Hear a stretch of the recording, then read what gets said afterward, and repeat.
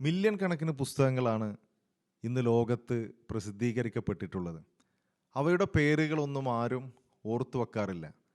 എന്നാൽ 1400 വർഷങ്ങൾക്ക് മുമ്പ് അവതരിക്കപ്പെട്ട പരിശുദ്ധ ഖുർആൻ അത് ഇന്ന് അത്ഭുതങ്ങളുടെ അത്ഭുതമായി നിലനിൽക്കുകയാണ്.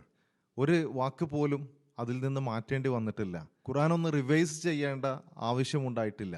അതിൽ ഇതുവരെ ഒരു അപ്ഡേറ്റ്സും ഉണ്ടായിട്ടില്ല.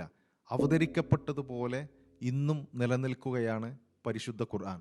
ഖുർആൻ്റെ ഓരോ ഭാഗങ്ങളും വ്യത്യസ്തമായ രൂപത്തിലുള്ള അത്ഭുതങ്ങളുടെ കലവറയാണ്. ശാസ്ത്രമാകട്ടെ, ചരിത്രമാകട്ടെ, പ്രവചനങ്ങളാകട്ടെ, അതിലൂടെ കണ്ണോടിച്ചു നോക്കുമ്പോൾ ഒരുപാട് അത്ഭുതങ്ങളാണ് ഖുർആനിൽ നമുക്ക് കാണാൻ കഴിയുന്നത്.